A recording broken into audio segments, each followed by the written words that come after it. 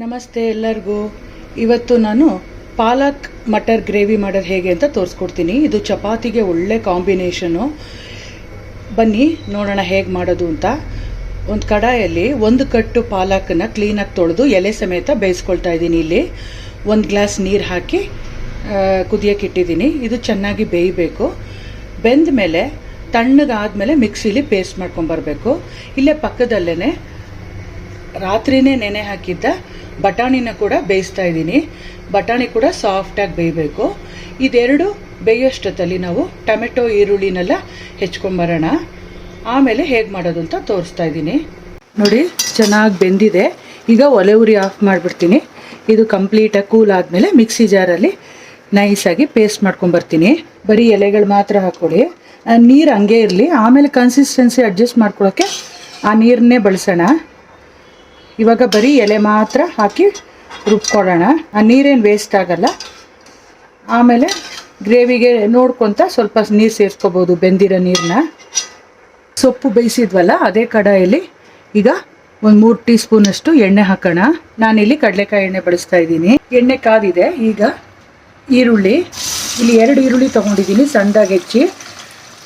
ಮತ್ತು ಖಾರಕ್ಕೆ ಸ್ವಲ್ಪ ಹಸಿಮೆಣಸಿನ್ಕಾಯಿ ಹಾಕ್ತಾಯಿದ್ದೀನಿ. ಹಸಿಮೆಣಸಿನ್ಕಾಯಿ ಮತ್ತು ಅಚ್ಕಾರದ ಪುಡಿ 2 ಖಾರಕ್ಕೆ ಬಳಸ್ತೀವಿ. ಸೊ ಅದರಿಂದ ನೋಡ್ಕೊತ ಹಾಕ್ಕೊಳ್ಳಿ. ಶುಂಠಿ 1 ಇಂಚಷ್ಟು, ಕರ್ಬೇವಿನ ಸೊಪ್ಪು ಒಂದು 4 ಎಲೆನ ಕಟ್ ಮಾಡಿ ಹಾಕ್ತಾಯಿದ್ದೀನಿ. ಈರುಳ್ಳಿ ಚೆನ್ನಾಗಿ ಫ್ರೈ ಮಾಡಬೇಕು. ಫಸ್ಟು ಈರುಳ್ಳಿ ಹೊಂಬಣ ಬಂದಮೇಲೆ ಅಚ್ಕಾರದ ಪುಡಿ ಸೇರಿಸೋಣ. ಈರುಳ್ಳಿ ಚೆನ್ನಾಗಿ ಬಾಡಿದೆ ನೋಡಿ. ಈಗ ಖಾರಕ್ಕೆ ತಕ್ಕಾಗಿ ಇಲ್ಲಿ ನಾನು ಕಾಶ್ಮೀರಿ ಚಿಲ್ಲಿ ಬಳಸ್ತಾ ಇದ್ದೀನಿ 2 ಸ್ಪೂನಷ್ಟು, ಮತ್ತು 1 ಸ್ಪೂನಷ್ಟು ಧನಿಯಾ ಪೌಡರ್, ಮತ್ತು ಇಲ್ಲಿ ಮೇಯ್ನಾಗಿ ನಾನು ಕಡಲೆ ಹಿಟ್ಟನ್ನು 1 ಸ್ಪೂನಷ್ಟು ಹಾಕ್ತಾಯಿದ್ದೀನಿ.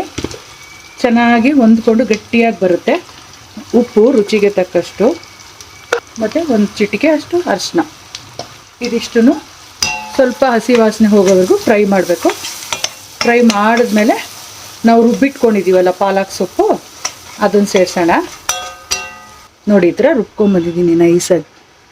ಇವಾಗ ಮಿಕ್ಸಿ ಜಾರಲ್ಲಿ ಮೆತ್ಕೊಂಡಿದೆ, ಮತ್ತು ಮುಚ್ಚಲಲ್ಲಿ ಸ್ವಲ್ಪ ಮೆತ್ಕೊಂಡಿದೆ. ಇದನ್ನೆಲ್ಲ ಬೇಯಿಸ್ಬೇಕಾದ್ರೆ ನೀರು ತೊಗೊಂಡಿದ್ವಲ್ಲ ಆ ನೀರನ್ನೇ ಹಾಕಿ ಇವಾಗ ಇದಕ್ಕೆ ಸೇರಿಸ್ತಾ ಇದ್ದೀನಿ. ಪಾಲಕ್ ಸೊಪ್ಪು ಸೇರಿಸಿದಾಗಿದೆ. ಈಗ ಒಂಚೂರು ಫ್ರೈ ಮಾಡಬೇಕು. ನಾವು ಹಾಕಿರ್ತೀವಲ್ಲ ಆಯಿಲ್, ಅದು ಸ್ವಲ್ಪ ಮೇಲೆ ಜಿಣಗಬೇಕು. ಅಲ್ಲಿವರೆಗೂ ರುಬ್ಬಿರೋಂಥ ಪಾಲಕ್ ಸೊಪ್ಪನ್ನು ಹಾಕಿ ಬಾಡಿಸ್ಬೇಕು. ನಾನು ಹೇಳಿದ್ನಲ್ಲ ಮಿಕ್ಸಿ ಜಾರಲ್ಲಿ ಅಂಟ್ಕೊಂಡಿರೋ ನೀರು ಅಂತ, ಅದನ್ನು ಹಾಕ್ತಾಯಿದ್ದೀನಿ. ಮತ್ತು ಇಲ್ಲಿ ನಾವು ಪಕ್ಕದಲ್ಲಿ ಬಟಾಣಿ ಬೇಯಿಸೋಕೆ ಹಾಕಿದ್ವಲ್ಲ ಅದನ್ನು ಸೇರಿಸ್ತಾ ಇದ್ದೀನಿ. ನೋಡಿ, ಆಲ್ಮೋಸ್ಟ್ ಬಟಾಣಿ ಚೆನ್ನಾಗಿ ಬೆಂದಿದೆ. ಈಗ ಈ ಮಸಾಲೆ ಜೊತೆ ಬಟಾಣಿ ಚೆನ್ನಾಗಿ ಕುದ್ರೆ ಇನ್ನೂ ಸ್ವಲ್ಪ ಸಾಫ್ಟಾಗಿ ಆಗುತ್ತೆ. ಈ ಸ್ಟೇಜಲ್ಲಿ ಟೊಮೆಟೊ ಕೂಡ ಸೇರಿಸೋಣ. ಇದು ಚಪಾತಿಗಂತೂ ಸೂಪರ್ ಕಾಂಬಿನೇಷನು, ತುಂಬ ಚೆನ್ನಾಗಿರುತ್ತೆ. ರೊಟ್ಟಿಗೂ ಚೆನ್ನಾಗಿರುತ್ತೆ. ನೋಡಿ, ಇವಾಗ ಎಲ್ಲ ಸೇರಿಕೊಂಡು ಚೆನ್ನಾಗಿ ಕುದ್ರೆ ಪಾಲಕ್ ಮಟರ್ ಗ್ರೇವಿ ರೆಡಿ ಆಗುತ್ತೆ. ನಾವು ಪಾಲಕ್ ಸೊಪ್ಪನ್ನು ಬೇಯಿಸೋಕ್ಕೆ ನೀರು ಸೇರಿಸಿದ್ವಲ್ಲ, ಎತ್ತಿಟ್ಕೊಂಡಿದ್ದೆ ಆ ನೀರನ್ನ, ಸೊಪ್ಪನ್ನು ಮಾತ್ರ ರುಬ್ಕೊಂಡ್ಬಂದಿದ್ನಲ್ಲ ಆ ನೀರನ್ನು ಕೂಡ ಇವಾಗ ಸೇರಿಸಿದ್ದೀನಿ. ನೋಡಿ ಎಷ್ಟು ಲಿಕ್ವಿಡ್ ಆಗಿದೆ. ಇವಾಗ ಚೆನ್ನಾಗಿ ಕುದ್ಮೇಲೆ ಗಟ್ಟಿಯಾಗುತ್ತೆ. ಅಲ್ಲಿವರೆಗೂ ಕುದಿಸೋಣ. ನೀರು ಕೂಡ ವೇಸ್ಟ್ ಮಾಡಿಲ್ಲ, ನಾವು ಹಂಗೆ ಸೇರಿಸಿದ್ದೀನಿ.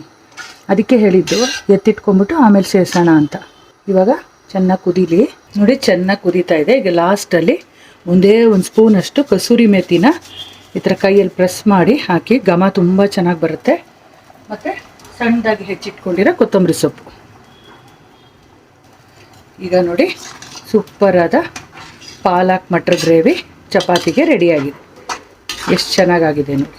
ಸಿಂಪಲ್ಲಾಗಿ ತೋರಿಸ್ಕೊಟ್ಟಿದ್ದೀನಿ. ನೀವೆಲ್ಲ ಒಂದು ಸತಿ ಟ್ರೈ ಮಾಡಿಬಿಟ್ಟು ಹೇಗೆ ಬಂದಿದೆ ರುಚಿ ಅಂತ ನನಗೆ ಕಮೆಂಟ್ ಸೆಕ್ಷನಲ್ಲಿ ಹೇಳಿ. ಮುಂಬರೋ ವೀಡಿಯೋಸಲ್ಲಿ ಇದೇ ಥರ ಸಿಂಪಲ್ ರೆಸಿಪಿಗಳನ್ನ ತೋರಿಸ್ಕೊಡ್ತೀನಿ. ಆರೋಗ್ಯವಾಗಿರೋಣ, ಆರೋಗ್ಯವಾಗಿ ತಿನ್ನೋಣ friends. Take care. Bye-bye. See you.